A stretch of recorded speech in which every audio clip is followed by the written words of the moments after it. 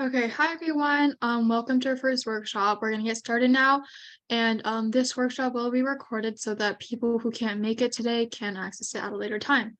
So this workshop will be a quick introduction to our hackathon theme, which is internet safety and access. So today we're going to explore the challenges associated with accessing the internet and staying safe online. Here's a brief rundown of our agenda for today. We'll start by giving you an overview of the theme, and we'll talk about the importance of this theme and the challenges associated with it. After the overview, we'll move on to picking your topic. We'll discuss the different problems associated with the theme and how you can choose a problem that you want to create a solution for. Once you've picked your solution, we'll move on to discussing the technicalities of creating a solution. We'll provide you with advice and guidance on how to develop your solution. Finally, we'll have a question and answer session where you can ask us any questions you may have about the theme or developing your solution.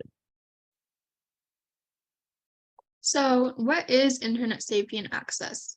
So, internet access refers to the ability to connect to the internet and use its various services, such as browsing websites, sending emails, accessing social media platforms, and streaming videos. Internet access can be provided through various means, including wired and wireless networks, cellular data networks, and satellite connections. Internet safety, on the other hand, refers to the measures and practices individuals and organizations can take to protect themselves from the various risks associated with using the internet. These risks include cyber threats such as hacking, malware, and phishing, and identity theft, as well as online harassment, cyberbullying, and exposure to inappropriate content. So what are some problems related to internet access? So the first one is infrastructure. In many areas, the infrastructure required for internet access is lacking, such as the necessary cabling, wireless connectivity, or satellite links. This can result in poor connectivity, slow internet speeds, and inconsistent access. The second problem is affordability. So even when infrastructure is in place, many people can't afford to access the internet. High costs associated with internet service providers, data plans, and devices make it difficult for people on lower incomes to connect to the internet. The third problem is geographical barriers. In some regions, it may be difficult to provide internet access due to the geography and terrain, such as mountainous or rural areas. This can result in an uneven distribution of internet access across different regions. The fourth problem is government restrictions. Some governments will place restrictions on internet access, such as censoring content, blocking websites, or limiting bandwidth. This can limit people's access to information and opportunities, as well as their ability to communicate with others. The fifth problem is the digital divide. This refers to the gap between those who have access to the internet and those who do not. This gap can exacerbate existing social and economic inequalities and limit people's ability to access education, healthcare, and job opportunities. So next, moving on to internet security, here are some common challenges. First up, we have malware. So malware is malicious software that can infect computers and mobile devices. Malware can be spread through infected email attachments, downloads, or by visiting compromised websites. Once malware is installed on a device, hackers can use it to steal personal information or cause damage to the device or its files. Malware can also be used to create botnets, which are networks of infected devices that hackers can control remotely. Next is phishing. Phishing attacks are becoming increasingly sophisticated and difficult to spot. They often use a combination of social engineering and technical tricks to make fraudulent emails or websites look legitimate. Phishing attacks may ask users to enter personal information such as passwords or credit card numbers, or to download a file that contains malware. Third is identity theft. Identity theft is a serious problem that can result in financial loss and damage to a victim's credit card rating.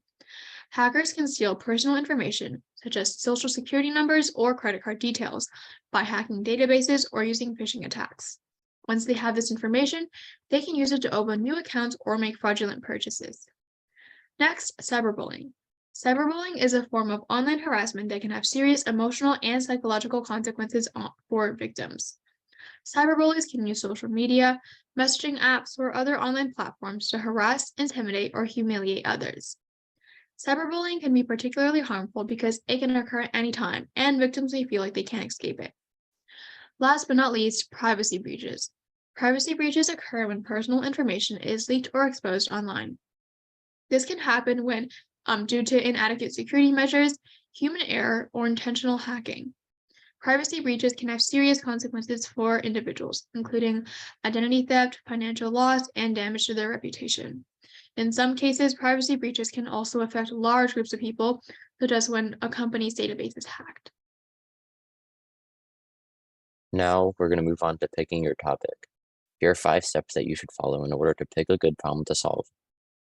The first step is to brainstorm multiple important internet access or safety-related issues in today's society.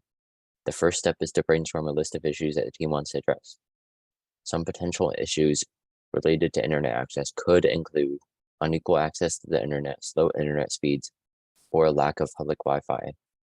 Safety-related issues could include cyberbullying, online harassment, or phishing scams. The second step is to discuss as a group and narrow the issues down to 1 or 2. After brainstorming a list of issues, the group should discuss each issue in detail to determine which ones are the most pressing and have the potential to be addressed effectively. The third step is to brainstorm general solution ideas for each issue. Once the team has decided on 1 or 2 issues, they can brainstorm general solution ideas for each issue. For example, if the chosen issue is unequal access to the internet, potential solutions may include community Wi-Fi networks, expanding broadband infrastructure in underserved areas, or subsidizing internet access for low-income families.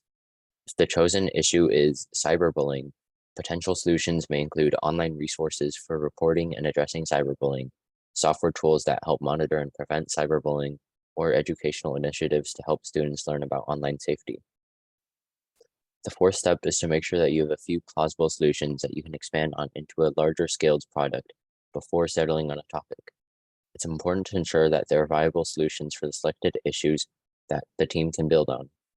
The team can evaluate the potential impact of each solution, assess the resources required to implement them, and determine whether they are scalable and sustainable. The last step is to come to a consensus as a team on a topic that everyone is willing to contribute their ideas and effort to.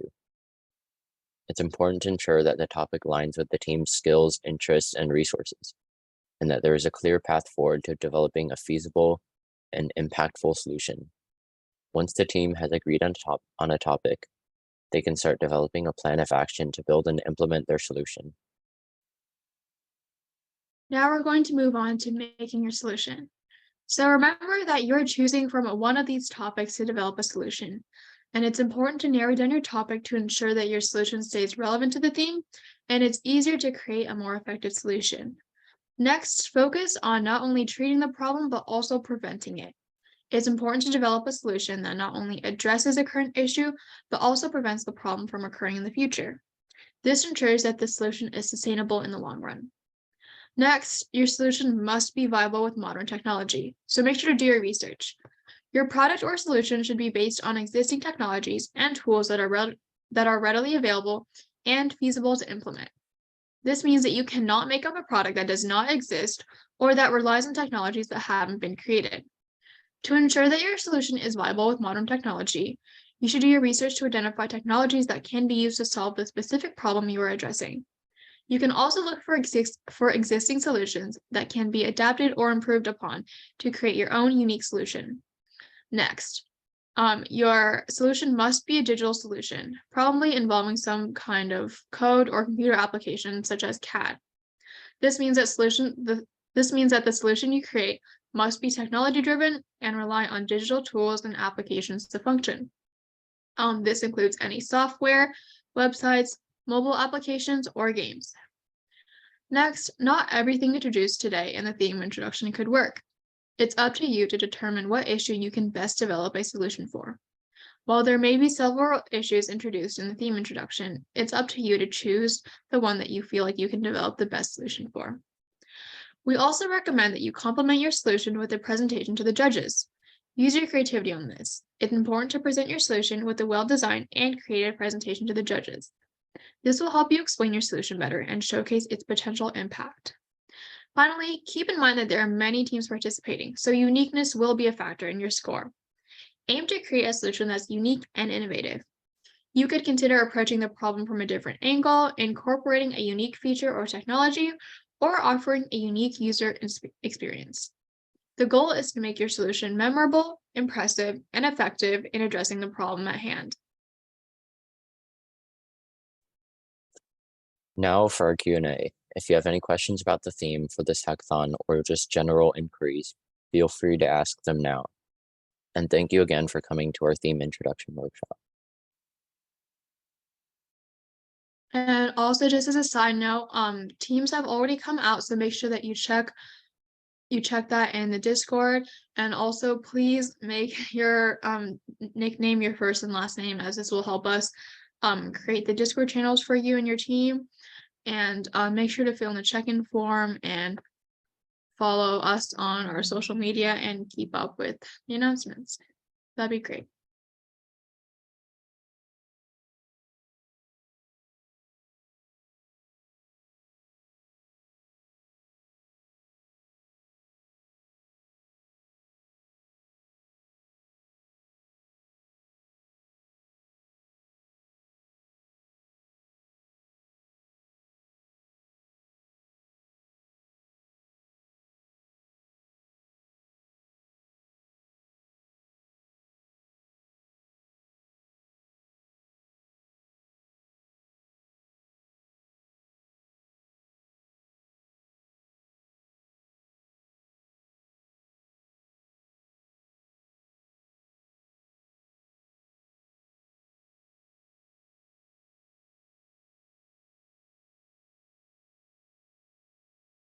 Okay, if no one else has any questions, we are going to move you to the waiting room. So yeah, thanks for coming, you guys.